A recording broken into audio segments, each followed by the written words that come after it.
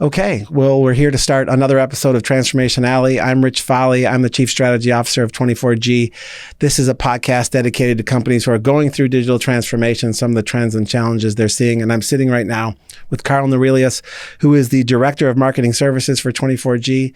And we're going to talk about what that means in just a little bit. And Jessica Mack, who's the Director of Programmatic Media. Welcome to you both. Hi. Yeah. Thank you. Happy to be here. Yeah, it's good to be here. You all are working in one of the fastest growing areas of our company right now, working with optimization of the Amazon platform and other platforms. I wanted to start with just a little discussion about what that actually means. The Amazon platform is growing so quickly. We know that it has exploded over the last few years, especially this last year and a half or so, as more and more of the purchasing behaviors of people has moved online due to COVID. But can you talk a little bit about that marketplace, what it's meant, how it's growing, how big it actually is?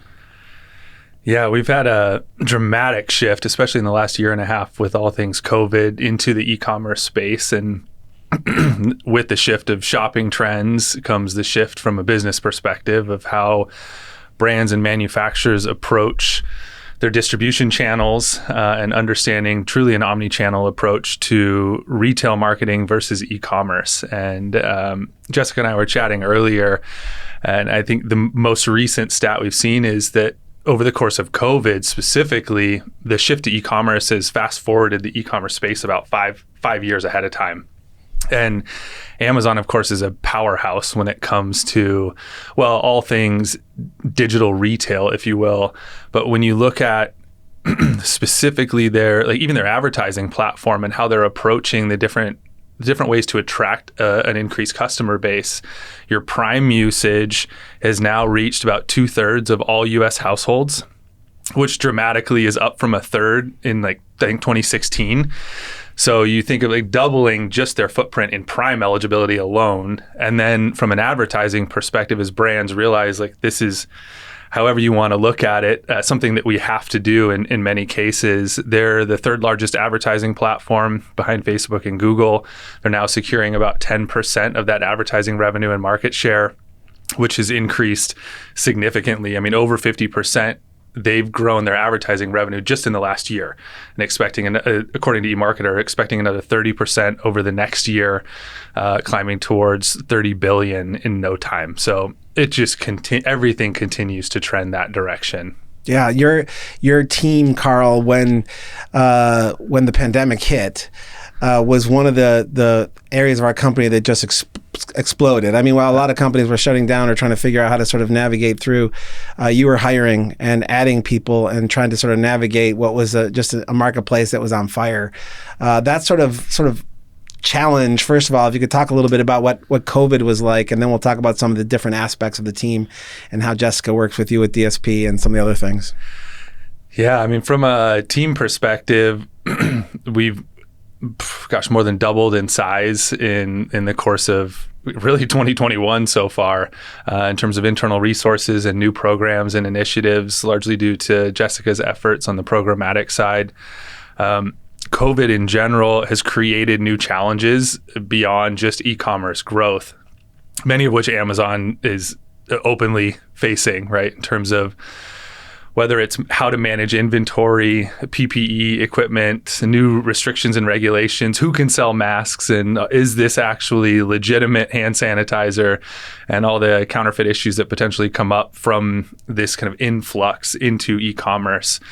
The operational challenges for many of our brands of getting products from overseas, increased cost of goods, and this is the case for many different industries, from hardwood flooring to selling the latest widget on an e-commerce platform. So it's become much more complex in that sense. And then you couple that with a platform or a marketplace that's expanding exponentially with divisionally new services. So I know we'll talk more about the various functions within the advertising platform, how Amazon's to some extent shifting their mentality over the last few years as well. But it's been a wild one. Yeah, it has been a wild one. You talked about sort of the platform growing more complex, which is, I think, why you've been so busy.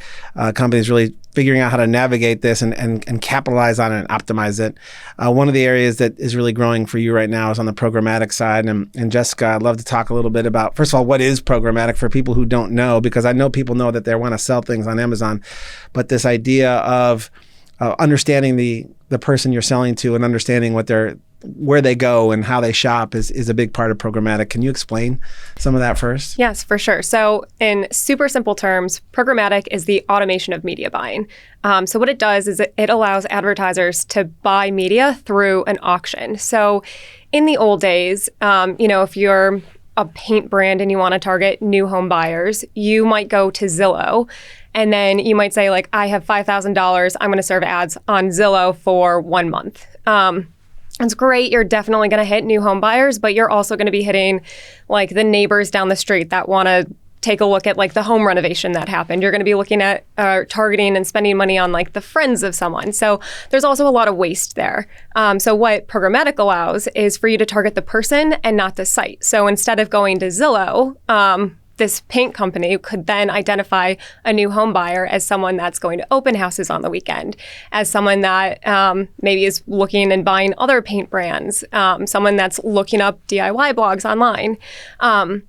So finding all this different data to identify who they are and then serving them ads across the internet wherever they are. So it's a lot more efficient. It's a lot more effective. Yeah, they talk about like that dollar spent when you're working on Amazon or working with programmatic is essentially you can track literally exactly how far that went for you. And the metrics and the analytics that come back is so different from the old days of like banner ads and things that were on a random site. Yes, exactly. So part of the benefit of programmatic, because you're buying on like an impression by impression basis, so like an ad by ad basis, you can see every impression that comes in, if you bid on it or if you didn't, and then the ones you did, like if it ended up driving a sale for you or a conversion or whatever it is that you're trying to drive. And especially with the Amazon DSP, where they've got the Amazon data that you're using for targeting and also the data that you're able to do to track through for a sale, you're getting that information in real time. You no longer have to wait to the end of a campaign. You're no longer just tracking click-through rate.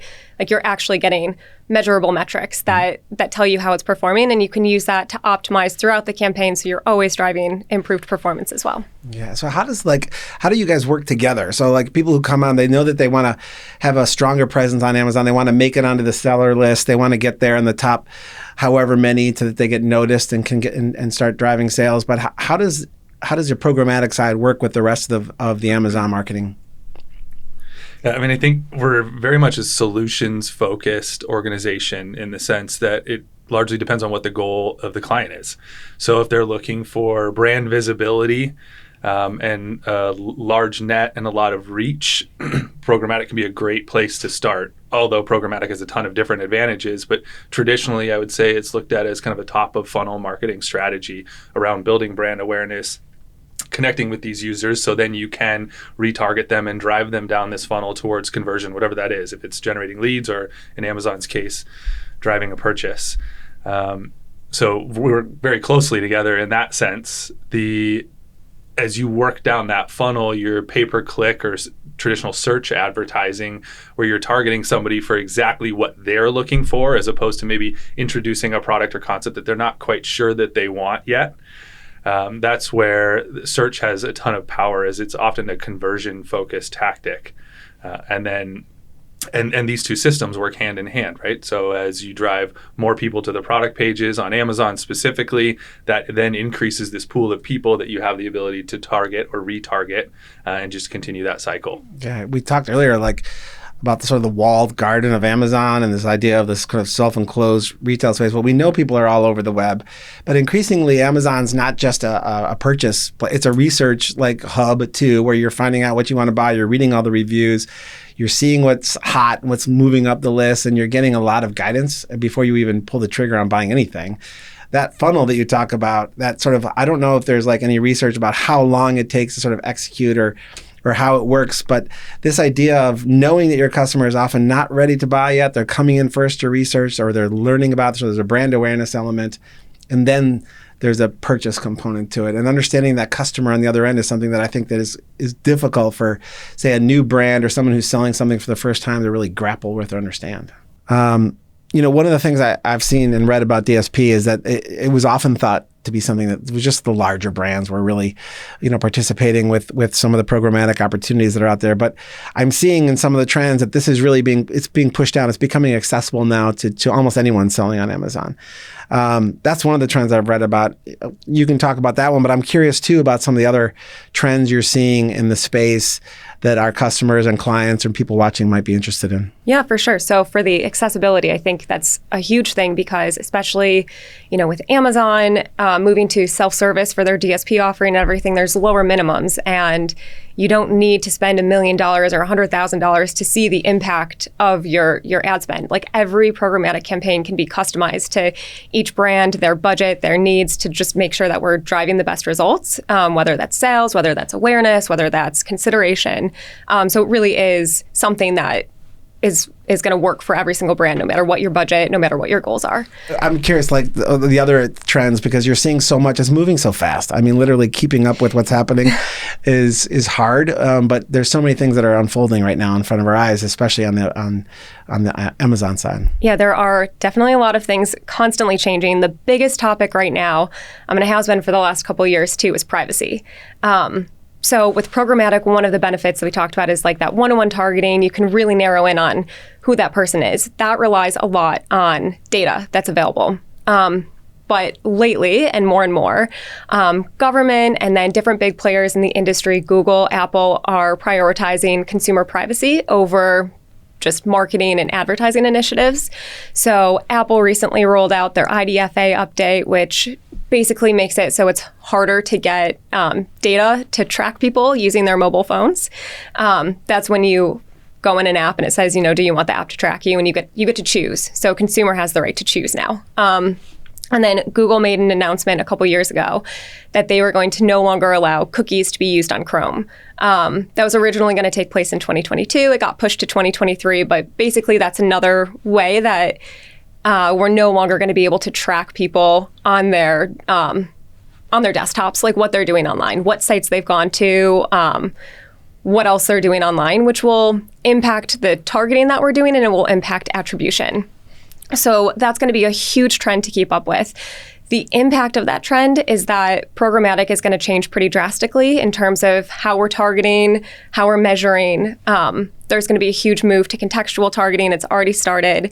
What does that mean exactly, contextual targeting? Yeah, so great question. So the way that you're targeting when you're targeting audiences or, in that home buyer, like new home buyer example, you're using audience behavior. That's someone that's like what they've done in the past. So they purchased paint or they visited an open house. Contextual targeting is where you're not targeting someone based on what they've done. It's you're targeting based on the content that they're consuming on the page. So instead of targeting someone that recently went to an open house, you would target like listings of open houses online. Mm-hmm. You would target DIY blogs online. So it's just more in the moment. I noticed that, honestly, I know that people are concerned about privacy. I'm top of that list probably. But the other thing that I like is that the stuff that I'm served is stuff that I'm actually interested in. If I'm on Instagram or if I'm on Facebook or if I'm on Amazon, the fact that there's things that I actually care about and that might actually be of interest to me is much more, it's better for me personally. If I'm going to have to look at ads, I want to look at stuff that I might actually care about a little bit. That's a great point. So that's a big push in the industry too, is that, it doesn't have to be an all or nothing thing. As long as brands and advertisers can show the value and show Rich, you want this to be personalized. This is how we can do it, is collecting your data. It's not a bad thing necessarily. So as long as advertisers can do that, then we'll still get the data and we can still do that targeting. So it's just a matter of proving that we can. Yeah, it is getting more complex though. And Carl, I think that's why your team is growing so fast. Literally the elements that you have to think about when serving your clients now is grown so much since you first started this gig, not too long ago. And it just is rapid. It's moving so rapidly is, I guess, my point. Can you talk a little bit about some of the different departments that you have on your team and some of the areas that they focus on and how some of those have been new things that have sprouted up over the course of the last few months even? Yeah, happy to. Largely driven by just the evolution of this space. Jessica's team is definitely nearing the forefront of that growth. especially with, you touch on the privacy piece and walled gardens and some of the advantages of Amazon. Love to get Jessica's perspective on why Amazon is so unique within that ability, so to speak, at least for now, right? But in terms of the growth of our divisions, search and social commerce is something that's going to continue to expand industry-wide, right? Especially over this 5-year fast forward caused by COVID. More and more brands have had to figure out ways to be effective within their advertising efforts with your traditional media channels, your retail media, your shopper marketing, that being put to the wayside and now budget available. We still need to drive the sales growth. So how do we do it? And in conjunction with just Amazon itself, you also look at other platforms like Walmart, for example, and their big push to e-commerce, right? The Instacarts and how much is now grocery is funneling through Instacart. All of these other platforms are now creating these e-commerce environments.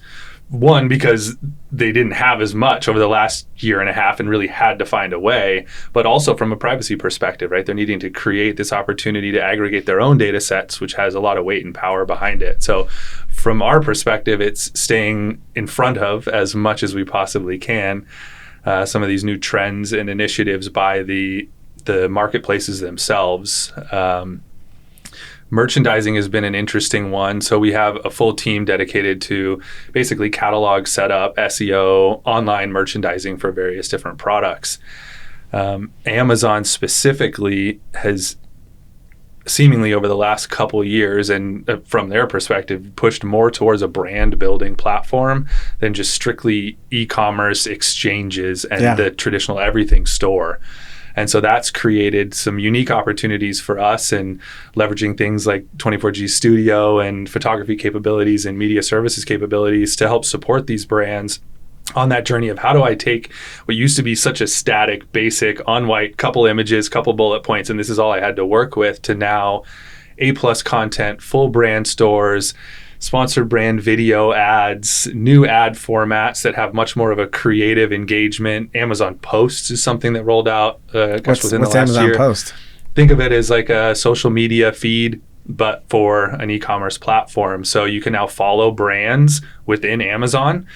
So as updates are made there, now as a consumer, you're getting more engagement with these brands and identification. And I can only anticipate where this may go, but it ultimately comes down to the data that Amazon has available for the consumer and providing value. I mean, they've done studies where like Amazon ads, for example, are a really low friction advertisement. And when you think of it inside of the marketplace, the ads look almost identical outside of the little sponsored or ad flag to all of the other listings. So many shoppers aren't even aware that it's an advertisement. It just happens to fall right in line with what they're looking for, all the way through these just engagement opportunities and the data for the brands and manufacturers themselves to say, these are the different areas where consumers are engaging with my brand across these different media channels. You're almost building an omni-channel strategy inside of one channel. Yeah, it's wild. If you look at some of the storefronts on Amazon now, they're super robust, and like there's a lot of storytelling. There's I read somewhere, and at first I sort of chuckled because I thought, is it that? But someone called the art of Amazon, really, like understanding all the nooks and crannies and details and fine points and nuances and ability to impact anybody who might get your page or who you want to come to your page, and really being able to pull those levers. It's more and more complicated. But that idea of the exchange, the social component, really seems to be growing a lot. There's already, in addition to just the comments that are there, you can ask questions about, does anybody use this with this? And does it work together if I'm going to go on a camping trip with that? And people respond back and forth to you now. It's become sort of a de facto social hub in itself, inside the platform. And such a research such a point for research, I should say. I was just talking to a customer the other day, and it's like, unless I really need to do a deep dive in investigating these, generally speaking, like higher dollar value purchases where it's more of a financial investment, my first place to go is Amazon. It's not it's not Bing, it's not Google. I'm going here to look at customer reviews. There's the ranking algorithm is widely trusted in the sense that 70% of Amazon shoppers don't go past the first page. So if you're not there, and that's where consumers are going to shop, it's really tricky to gain traction. And that's ultimately where these advertising platforms have So effective. how do you all work with your clients to help them with that storefront, make the right decisions about how to present their products? Think about the photography, the imagery, or the title detail page content overall. How do you work with them on that, and how do you help them figure out how to just get more eyeballs? I mean, that's all that we do. So, or at least our bread and butter. We operate really as what's sometimes called a full service manufacturer rep firm, in the sense that whether it's a brand new seller that's just getting started and they've got a product, they've got an idea, they're an inventor, and they want to figure out, okay, where do I even start, through some of the largest brands on the marketplace on the first party or vendor side. We'll do everything from product setup, SEO, product listing, detail page creation, A+ content, leveraging, building out brand stores. So all of those steps that aid in both. Ultimately, we kind of look at it as two factors, right? You've got traffic. How do we get more people to the page? And then conversion. Now that they're there, how do we close them? And fortunately, Amazon continues to roll out additional tools, as do many of these other platforms, right, that aid in both of those two levers. Yeah, what are they? We've had people from Amazon in the office, and they've talked a lot about some of the new tools that are being introduced on the Amazon platform. Can you talk about some of the new capabilities that sellers have on Amazon to really manipulate their own presentations, to really have more control over exactly what people see, and maybe to your point about the A+ content, some of the new additions that are available on the site? Yeah, I think this goes back to even this focus of brand building, right? So more of it, I would say, on the conversion side, without getting into the advertising channels themselves, but A+ content, being able to now add videos. Historically, I mean, years ago, you weren't really even able to include video assets into your Amazon product pages. So from an engagement perspective, that's huge. The brand store, some testing of different creatives, I think, can be a really powerful way to evaluate performance, right, in relation to click-through rates and conversion metrics. The Amazon Live, for example, right, where brands can literally go on the homepage and it's almost like a as seen on TV type dialogue of this is what our product is or products are, and this is how they operate. So they're testing a ton of different opportunities to do that. We're involved with a beta program right now that's in relation to sponsored brand video ads, which currently serve on mobile sites only, or on their mobile app. So little short video segments that if you're shopping on Amazon, you'll likely see those pop up depending on the topic that you're looking for, the products you're looking for. So those types of things are just increasing that engagement. And obviously, the more time you spend on the platform, the more likely you are to deplete whatever's in your wallet. Yeah, I'm curious too, on some of the other advances that are happening with the automation side. Like you talked, Jessica, about the sort of automated elements of DSP.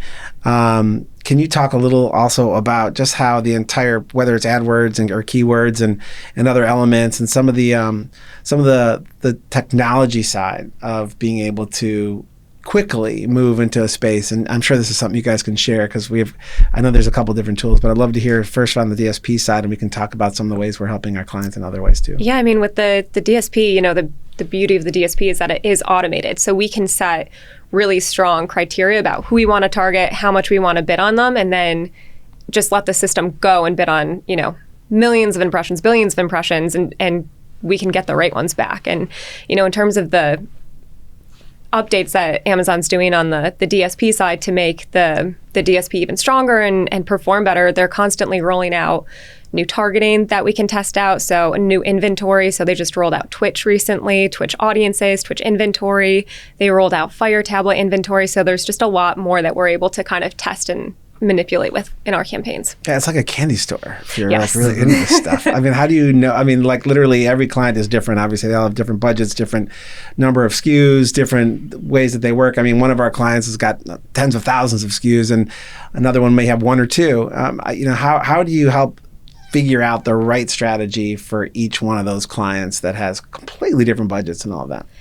It all depends on, it all starts with what they really want to do.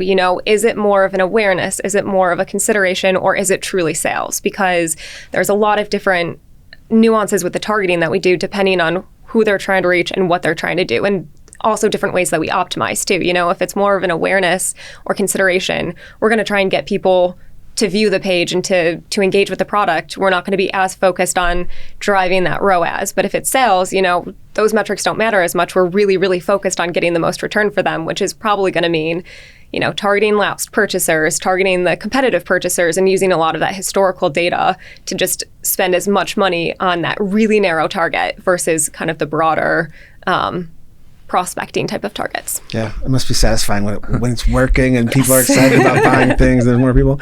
On the other side, Carl, with RiverGuide, which is our sort of automated system that's proprietary to 24G. Maybe you can explain sort of how you've woven that into the strategy over the last year and a half or 2 years and how that's evolving too. Yeah, I think Jessica's hitting on a lot of it, right? It's a combination truly of this automation plus this manual human oversight and largely driven based off your strategies. And so we built this proprietary technology that uses Amazon data sets and a number of others, right, to basically, as effectively as possible, optimize campaigns and eliminate waste for our clients' goals, to simplify it. And that's done at a very granular level, right? When you think of someone who has 10,000 different products and you're running that all may have somewhat slightly different targeting and there's some crossover between them, how do you then manage your advertising spend generally within budget limitations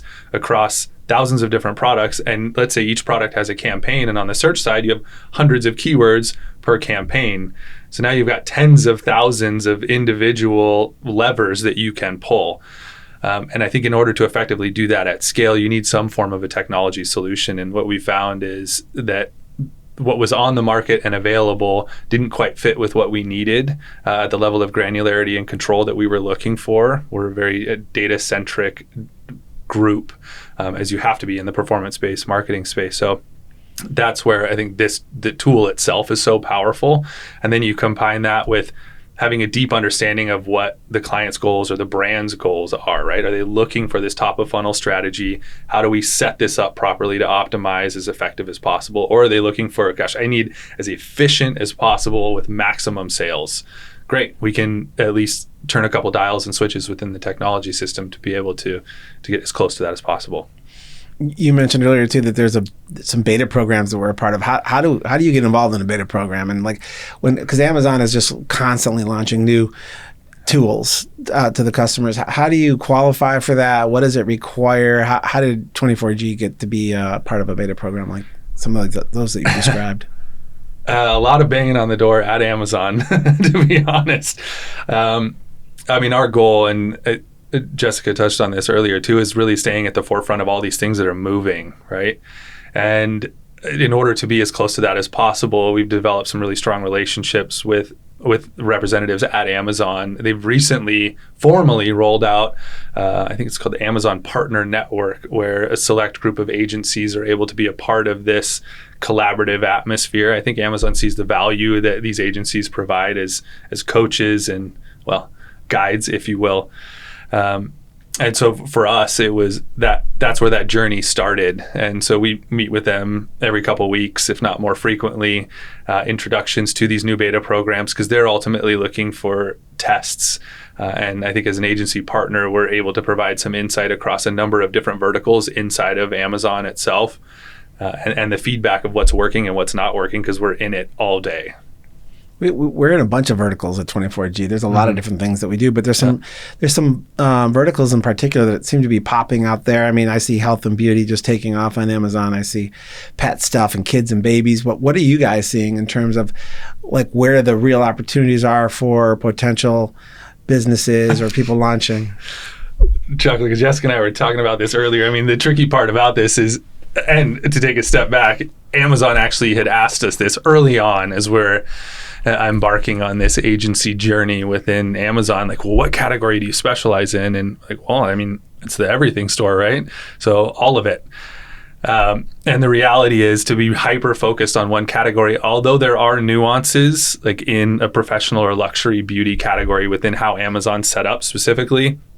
The reality is your programmatic function operates the same, your search traffic functions the same, your product detail page setup, and generally speaking, the tools that you have focused on conversion are comparable across the board.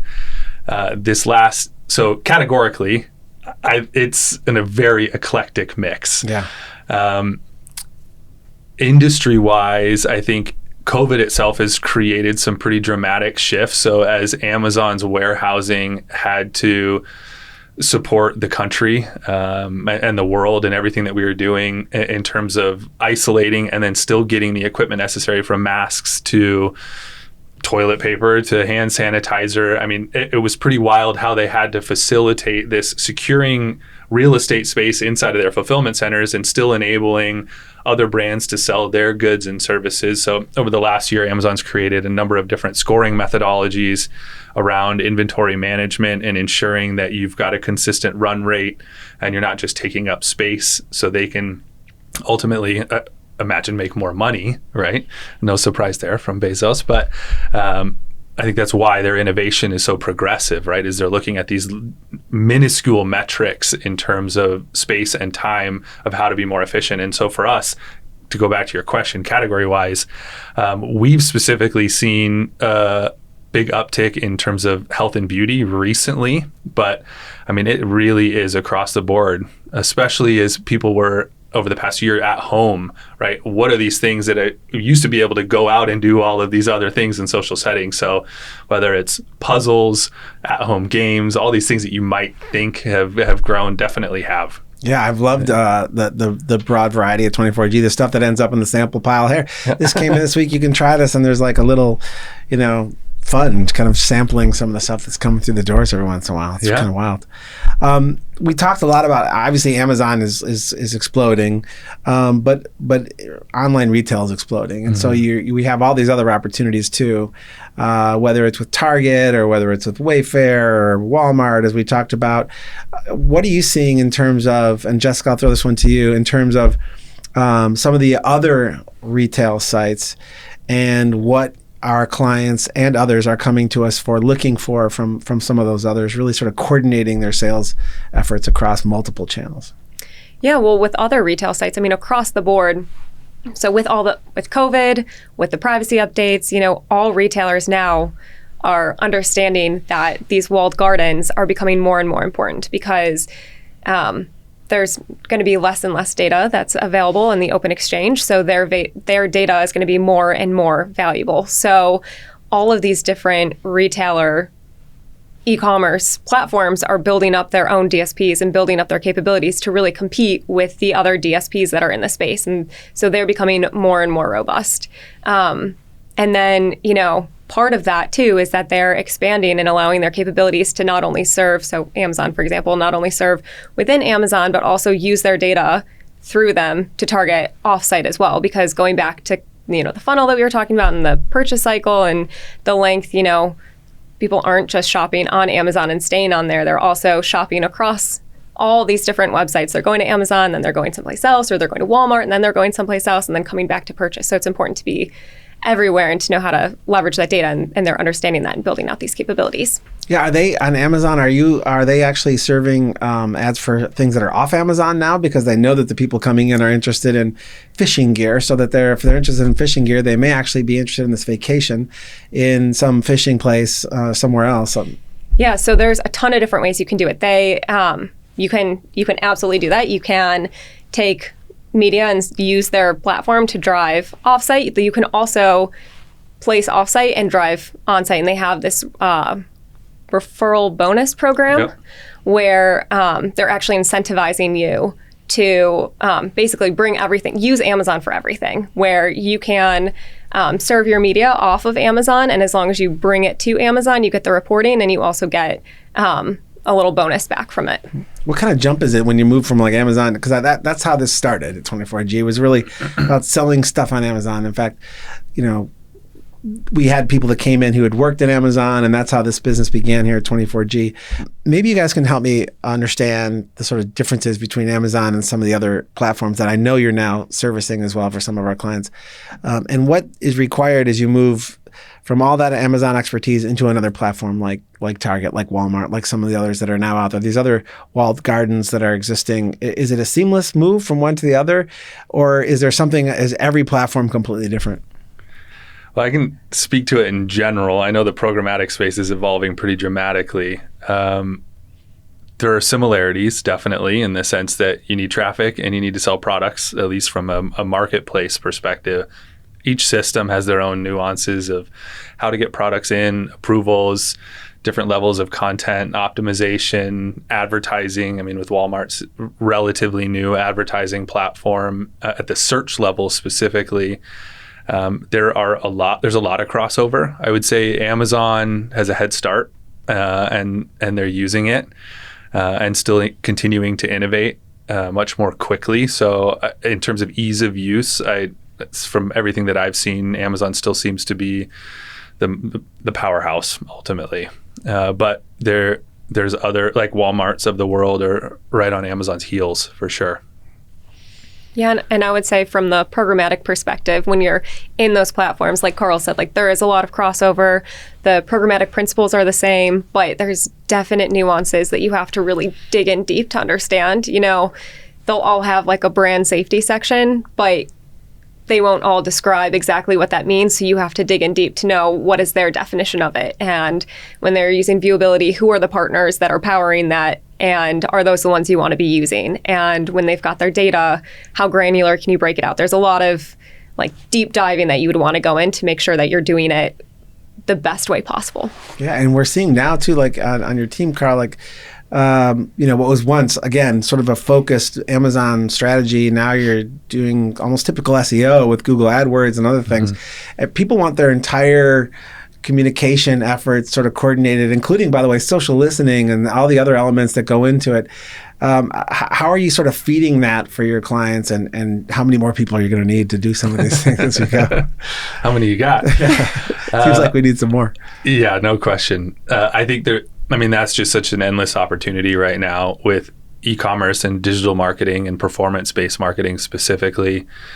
I think brands, through what historically in like retail marketing and shopper marketing was a bit of a black box in terms of performance, right? It's like the difference of seeing a billboard on the highway that's one ad and, okay, we saw 100,000 cars drive by, versus understanding who saw the ad, what did they do after the ad, what did they buy instead of buying what was on ad, what else are they interested in shopping for? You now have this very, very robust data set that you can leverage. And what brands ultimately are looking for more and more is what's called really a true omni-channel strategy.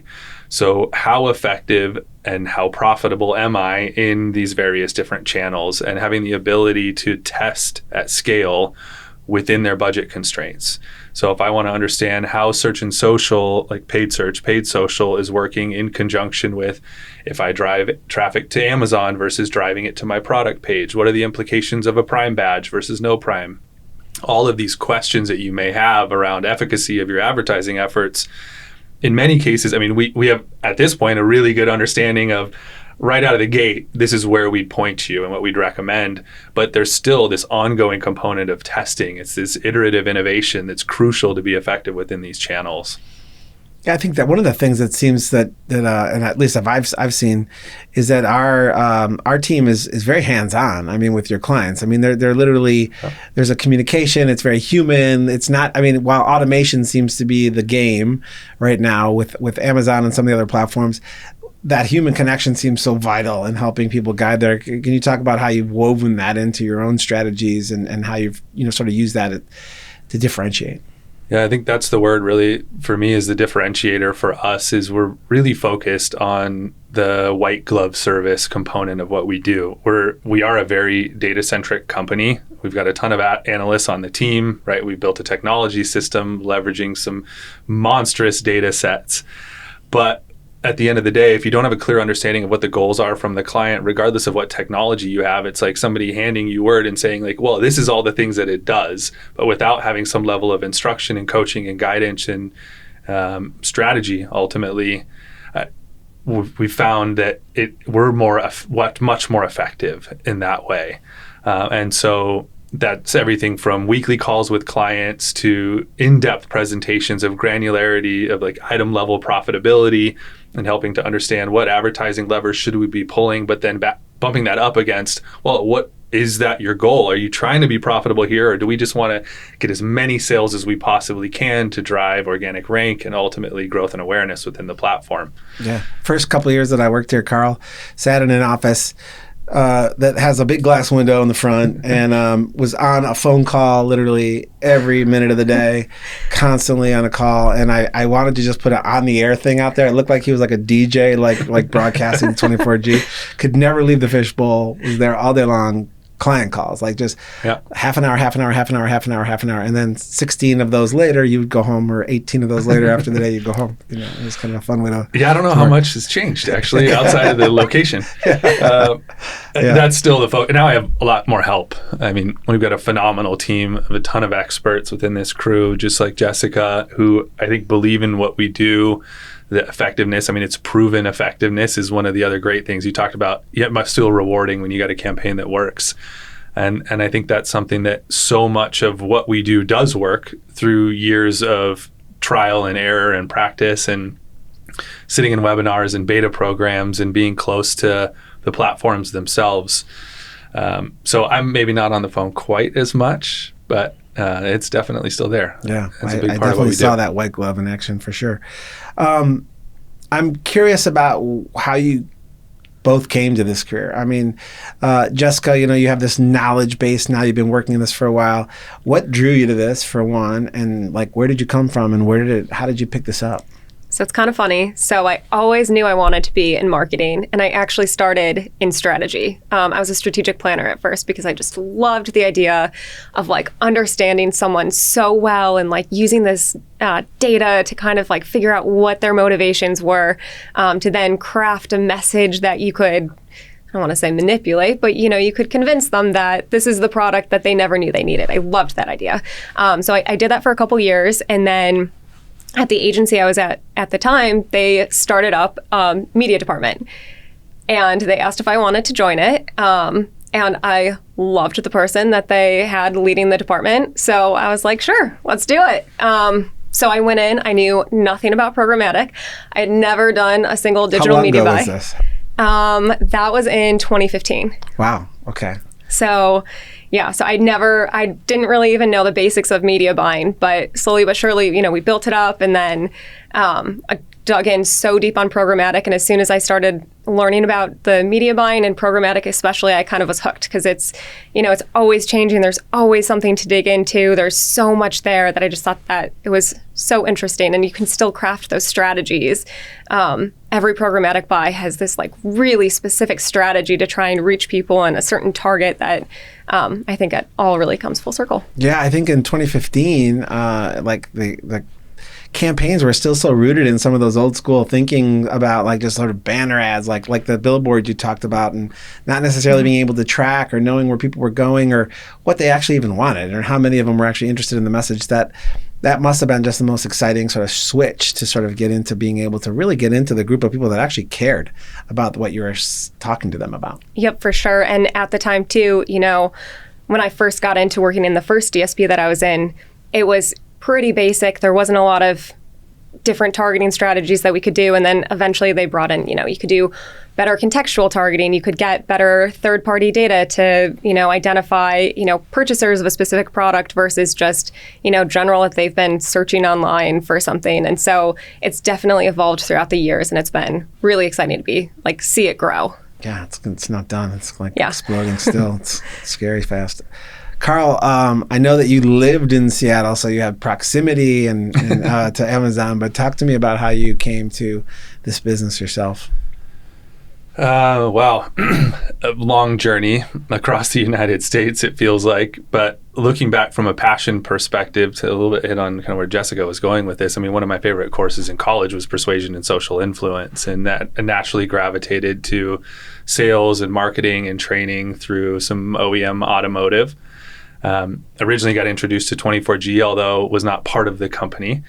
But aware of all the cool things that 24G had been doing over the years from an innovation perspective. I mean, whether it was the shiny object at the trade show to some really interesting tactics for training and gamification and engagement at scale, which we did some really neat programs together over the years. And then I ended up at a software startup as a VP of sales for a performance-based marketing platform as a SaaS solution that was not search-driven. It was much more of like an affiliate marketing tracking system, which was an amazing learning opportunity. And after a phone call from Scott Wiemels, our CEO, about an interesting opportunity here over 5 years ago, kind of launched this division from scratch, and it's just been growing exponentially ever since. It is cool how it came to be, how our sort of what we used to call Amazon in the house, like our Amazon marketing, and that's what it was. That's pretty much all, what you guys were focused on.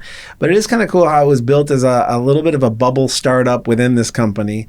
And it felt like a strange sort of child, like it had like a stepchild component to it for a long time.